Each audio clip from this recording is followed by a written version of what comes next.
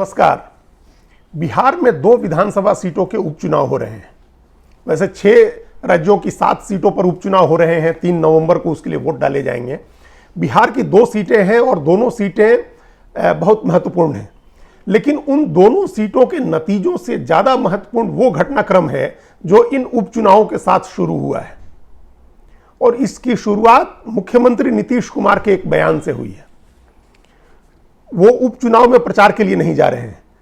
दोनों सीटों पर उनकी सहयोगी पार्टी राष्ट्रीय जनता दल के उम्मीदवार चुनाव लड़ रहे हैं। मोकामा में अनंत सिंह, जिनकी दोष सिद्धि के बाद, सजा होने के बाद वो सीट खाली हुई, उनकी पत्नी चुनाव लड़ रही हैं। और गोपालगंज में भारतीय जनता पार्टी के विधायक सुभाष सिंह के निधन से सीट खाली हुई थी, इसलिए चुनाव हो रहा है। इन दोनों सीटों पर राष्ट्रीय जनता दल का उम्मीदवार चुनाव लड़ रहा है और मुख्यमंत्री चुनाव प्रचार में नहीं जा रहे हैं। जब उनसे पूछा गया इस बारे में तो उन्होंने कहा कि उन्होंने अपने राष्ट्रीय जनता दल के साथ वापस आने की बात कही। उन्होंने कहा कि अब हम सब छोड़ करके और वापस अपनी जगह पर आ गए हैं। लेकिन उसके बाद उन्होंने एक बहुत महत्वपूर्ण बात कही। उनके साथ तेजस्वी यादव खड़े थे, जो राष्ट्रीय जनता दल के नेता हैं और राज्य के उप मुख्यमंत्री हैं। नीतीश कुमार ने उनकी तरफ दिखा करके कहा कि अब इसको आगे बढ़ना है।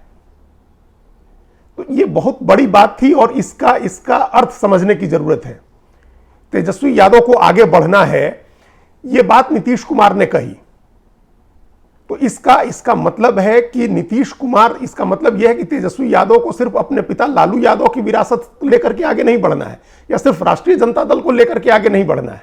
अभी जो पूरी राजनीति है, जो राष्ट्रीय जनता दल और जनता दल यू दोनों की साझा राजनीति है, जिसके बीच जनता दल के साथ पड़े थे, वीपी सिंह के आंदोलन के बाद बने जनता दल के साथ पड़े थे, उसको आगे लेकर के उसको आगे बढ़ाना है, उस लीगेसी को आगे बढ़ाना है।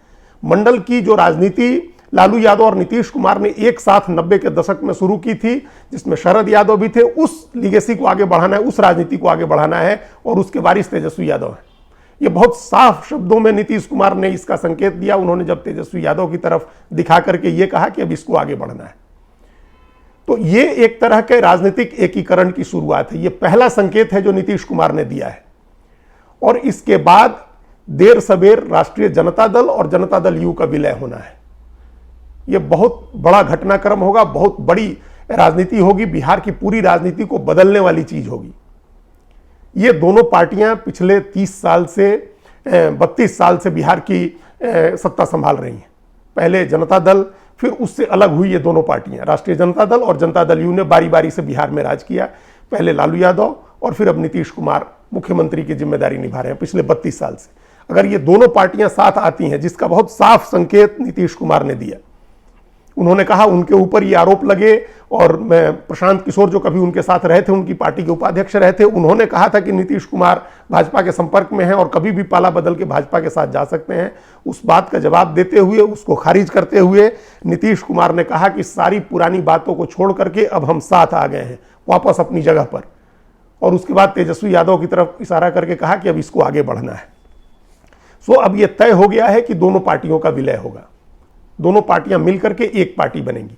और उसका क्या, उसकी फॉर्मेलिटीज होगी, कौन सी पार्टी रहेगी। राष्ट्रीय जनता दल में जनता दल यू का विलय हो जाएगा, उसका तीर धनुष और उसका चुनाव चिन्ह जो है और उसका नाम खत्म हो जाएगा, और राष्ट्रीय जनता दल ही अकेले पार्टी रहेगी, या इन दोनों के मर्जर के बाद नाम नया होगा, जनता दल यू का नाम लिया जाएगा, नया चुनाव चिन्ह लिया जाएगा। ये सारी चीजें एक फॉर्मेलिटीज हैं, ये एक प्रोसेस के तहत ये तय होगा।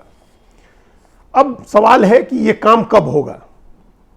तो इसके लिए 2 समय सीमा है, दो तारीखें ऐसी है या 2 वर्ष ऐसे हैं जिस समय कहा जा सकता है कि ये घटनाक्रम पूरा होगा।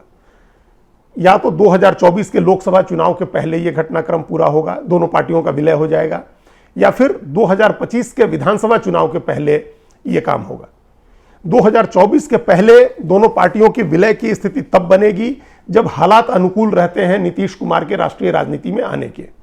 अगर नीतीश कुमार के राष्ट्रीय राजनीति में आने का रास्ता बनता है, जिसका प्रयास उन्होंने शुरू कर दिया है, और स्थितियां इस तरह की बनती हैं जब नीतीश कुमार को यह लगे कि वो भारतीय जनता पार्टी को और नरेंद्र मोदी को टक्कर दे सकते हैं।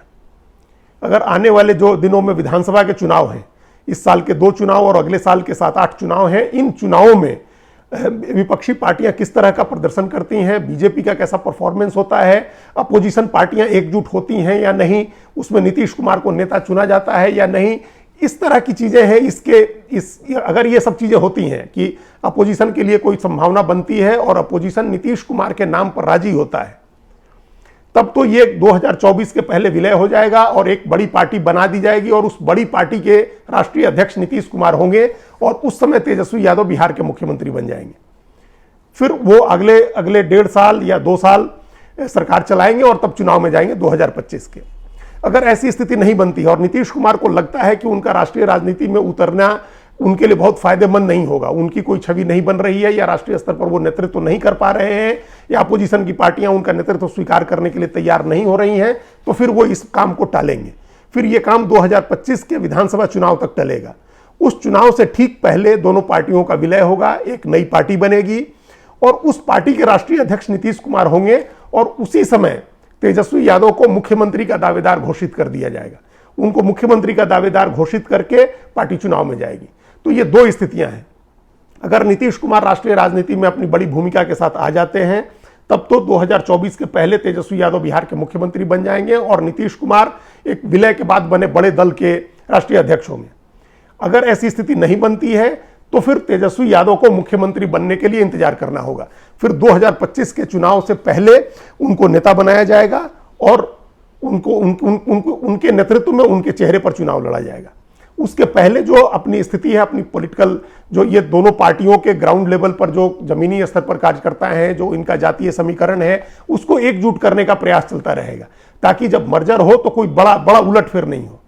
जनता दल को, राष्ट्रीय जनता दल को कोई खतरा नहीं है, लेकिन जनता दल यू को नीतीश कुमार के सामने इस बात का खतरा है, इस बात की चुनौती है कि अगर वो विलय करने जाते हैं जनता दल का राष्ट्रीय जनता दल में, तो उनकी पार्टी टूट भी सकती है, उनके कुछ विधायक पार्टी छोड़ भी सकते हैं।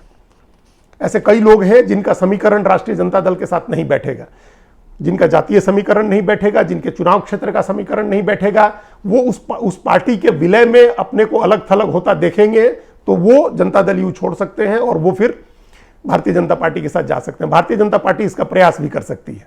अगर ऐसी स्थिति आती है, विलय की प्रक्रिया शुरू होती है, तो भाजपा निश्चित रूप से इसका प्रयास करेगी कि जो उसकी समान विचारधारा के हैं, जो जनता दल यू और बीजेपी के अलायंस में ज्यादा खुश थे, ऐसे लोगों को टारगेट करके उनको अपने साथ लेने की कोशिश करेगी और उस समय बीजेपी फिर कांग्रेस पार्टी को भी तोड़ने का प्रयास करेगी।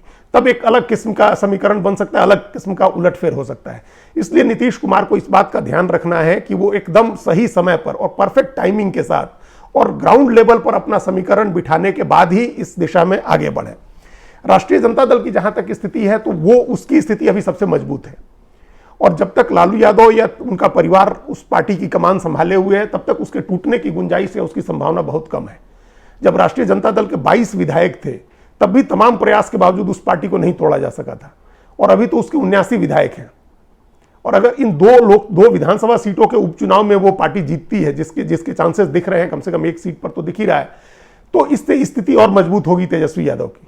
अभी इसके पहले 2 सीटों पर और बाई इलेक्शन हुए थे और वो दोनों सीटों पर राष्ट्रीय जनता दल चुनाव जीती थी, जिसके बाद कांग्रेस पार्टी से विवाद हुआ था क्योंकि कांग्रेस ने भी अपना कैंडिडेट उन सीटों पर खड़ा कर दिया था।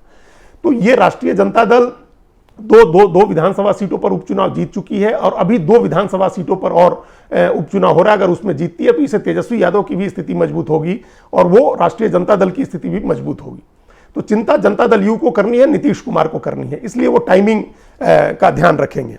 और जो दूसरा इंटीग्रेशन है, जो पॉलिटिकल इंटीग्रेशन, एक इंटीग्रेशन तो यह है कि राष्ट्रीय जनता दल और जनता दल यू का विलय हो सकता है, दोनों पार्टियां साथ आ चुकी हैं। दूसरा इंटीग्रेशन रामविलास पासवान के परिवार में होगा।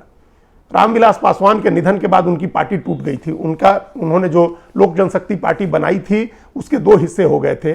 उनके बेटे को अकेले छोड़ करके उनके भाई पशुपति पारस 5 सांसदों के साथ एक अलग गुट बना लिया था उन्होंने। बाद में उनको लोक जनशक्ति पार्टी राष्ट्रीय का नाम मिला और चिराग पासवान, जो रामविलास पासवान के बेटे हैं, उनको लोक जनशक्ति पार्टी रामविलास का नाम मिला। तो ये दोनों पार्टियां अभी अलग हैं, एक तरफ 5 सांसद हैं और दूसरी तरफ अकेले चिराग पासवान हैं। दोनों सीटों पर बीजेपी लड़ रही है और चिराग पासवान दोनों पर प्रचार के लिए गए हैं। तो इस तरह से उन्होंने एनडीए के साथ, वो अपने को पहले भी प्रधानमंत्री नरेंद्र मोदी का हनुमान बताते रहे हैं, तो उनकी एक स्थिति है कि वो एनडीए के साथ हैं, क्लोज हैं बीजेपी के। और उनके चाचा जो हैं, जो लोक जनशक्ति पार्टी के दूसरे गुट का नेतृत्व कर रहे हैं, वो ऑलरेडी केंद्र सरकार में मंत्री हैं, प्रधानमंत्री मोदी की सरकार में। तो इन दोनों का इंटीग्रेशन होना, ये दोनों पार्टियों को एक साथ आना है, वापस लोक जनशक्ति पार्टी रामविलास और राष्ट्रीय लोक जनशक्ति पार्टी का विलय होना है। पशुपति पारस अंत में चिराग पासवान का नेतृत्व स्वीकार करेंगे, क्योंकि उनको पता है कि जो रामविलास पासवान की लिगेसी है, जो उनका वोट आधार है, वो चिराग के साथ है। और भारतीय जनता पार्टी भी ऐसा चाहती है कि ये दोनों पार्टियां साथ आएं और एक बार लोक जनशक्ति पार्टी वापस बन जाए। तो वो एक इंटीग्रेशन इस दो विधानसभा सीटों के उपचुनाव के बहाने शुरू हुआ है, और एक दूसरा जेडीयू और आरजेडी के विलय का शुरू हुआ है। ये स्थिति होती है तो बिहार में की राजनीति बदलेगी। सीधा मुकाबला एक तो जो भी विलय के बाद जनता दल बनेगा उसका और बीजेपी का होगा, तीसरी पार्टी खत्म हो जाएगी। तो ये स्थिति बहुत दिलचस्प होगी। उसके बाद बिहार की राजनीति किस तरह से बदलती है, बीजेपी को इसका फायदा होता है या जो विलय के बाद नई पार्टी बनती है वो और मजबूत होती है, ये देखने की बात होगी। धन्यवाद।